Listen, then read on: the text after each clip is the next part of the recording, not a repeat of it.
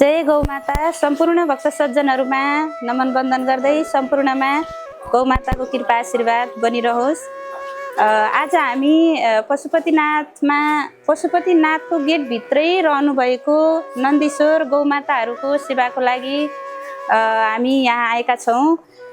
र अब गौमाता गौको महिमा त हामी सबैले जानेका छौँ। आमाको गर्भमा आएदेखि नै मृत्युपछि पनि पाइला पाइलामा जसरी हामीले नामाकरणदेखि लिएर व्रतबन्ध, विवाह, जन्म संस्कार, मृत्यु संस्कार सबै संस्कारहरूमा गौमाताकै अब पञ्चकव्यहरू बनाउने दुधहरू सबै हामीलाई गौमाताकै आवश्यक पर्ने हुनाले मृत्युपछि पनि हामीले जति पनि पितृकर्महरू गर्छौँ, पितृको उद्धार गर्छौँ, उहाँहरूको उद्धारको लागि पनि हामीलाई गौमाता नै चाहिनुहुन्छ। त्यसकारण हामी सबैले आफ्नो आफ्नो क्षेत्रबाट गौमाताको सेवा गरौँ। कसैले चाहिँ बच्चा जन्मियो भने आँखामा पट्टी बाँधेर छोडिदिने, त्यो गौ चाहिँ घर फर्केर नजाओस् भनेर गौमाताहरूको पनि दुध दिनजरी खाने, त्यसपछि आँखामा पट्टी बाँधेर चाहिँ रोडमा लगेर जङ्गलमा लगेर छोडिदिनुहुन्छ। त्यस्तो गौमाताहरूलाई यहाँ गुरुजीहरूले ल्याएर यसरी उद्धार गरेर यी शरणार्थी गौमाताहरूलाई राख्नुभएको छ।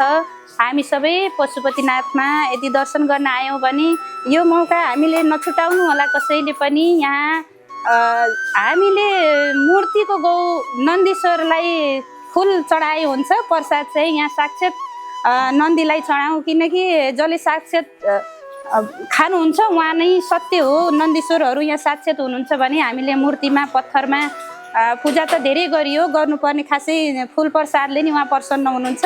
साक्षात चाहिँ यहाँ नन्दीहरू हुनुहुन्छ। आज हामी गौ सेवाको लागि आएका छौँ। यहाँ मैले एउटा हजुरहरूलाई छोटो जानकारी दिएँ। यो पैसा चाहिँ म कसरी राखेको हो भने जसरी हाम्रो एकादशी आउँछ अनि एकादशीहरूमा भयो, जस्तो हामी मङ्गलबार आइतबार व्रतहरू गर्छौँ, एकादशी आउँछन्, पूर्णिमा आउँछन्, औँसी आउँछन्, त्यसमा चाहिँ हामीले व्रतको मतलब के हुन्छ भने हामीले चाहिँ जब व्रत गर्छौँ नि, व्रत गरिसकेपछि के भन्छ त शास्त्रले भन्दा, आज हामी भोको बसेर व्रत बस्यौँ भने आफूले खाने अन्नको या त अब डबल गर्नु त्यो सकिँदैन भने पनि अन्न आफूले जति खाइन्छ त्यो अन्न चाहिँ भगवानको नाममा अर्पण गरेर राख्यो भने, भनौँ न गौमाताहरूलाई खिलायो भने मात्र त्यसको पुण्य मिल्छ भनिन्छ। त्यति गर्न नसके पनि हामीले 150, 10 रुपियाँ, 5 रुपियाँ जति सकिन्छ, आफ्नो जति सामर्थ्य छ, सक्नेले धेरै उठाउनु, नसक्नेले 5-10 रुपियाँ भए पनि यसरी उठाएर मैले हजुरहरूलाई यो पैसा यसरी देखायो नभन्नु होला। यो किन देखाएको भने यो पनि मैले यसरी नै यो अब जस्तो नानीको जन्मदिन आउँछ, हामी मठ मन्दिरमै गएर गौ सेवाहरू गर्ने, विद्यार्थी बटुकलाई सेवा गर्ने, त्यो त आफ्नो ठाउँमा छ, हामी गर्छौँ नै। जस्तो एकादशी हुन्छ, व्रत बसिन्छ, अर्को दिन चाहिँ भगवानको नाममा यसरी केही दक्षिणाहरू उठाएर राख्ने अनि व्रतहरू गरिन्छ। कहिले नवरात्रि हुन्छ, यसरी भगवानलाई जसरी हामीले पूजा गरिन्छ, हामीले कुनै नयाँ पर्वहरू पर्दाखेरि भगवानलाई जो दक्षिणा उठाइन्छ यसरी एकमुष्ट गराएर ल्याएर गौ सेवा गर्ने चापटहरू भयो। अब यिनी सामग्रीहरू चाहिँ हामीले गौ सेवामा लगाउन सकिन्छ भनेर मात्रै मैले यो दक्षिणा देखाएको है, दक्षिणा देखाए नभन्नु होला। अनि चाहिँ हामी आज ठुलो हामीलाई सौभाग्य मिलेको छ, गौ सेवा गर्न हामीले पाएका छौँ।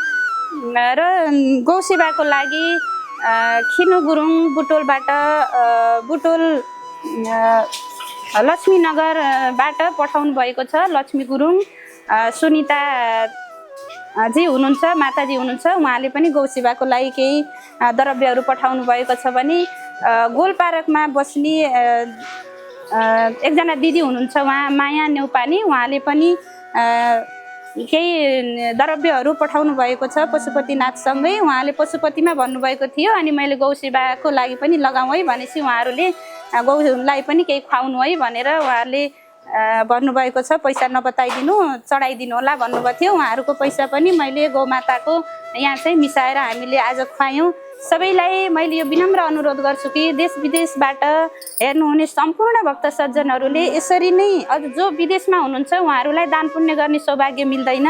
हजुरहरूले जसरी भिडियोहरू हेरेर हाम्रा व्रत पर्वहरू आउँछन् त्यसमा चाहिँ 2-4 रुपियाँ यसरी आफ्नो यथाशक्ति कति हामीले उठाउन सकिन्छ त्यही अनुसारले उठाएर चाहिँ यसरी जम्मा गरेर हामी नेपाल आउँदाखेरि ल्याएर यसरी गौ सेवाहरू गर्ने, विद्यार्थी बटुकहरूलाई दिने। त मनुष्यले त जसरी नि खाएको हुन्छ, जसरी यसरी दुःख पाएका गौ सेवा गरेर गौलाई खुवाउँ भने हामीलाई चाहिँ अलगै पुण्य मिल्छ। हामी सबैलाई थाहा छ गौको महिमा, गौको महत्त्व। जसरी हामीलाई पितृको आशीर्वाद बिना हामीले कुनै कर्म सफल गर्न सक्दैनौँ, पितृ उद्धारको लागि, पितृ प्रसन्नताको लागि गौमाताको सेवा गर्नु अत्यन्तै आवश्यक छ।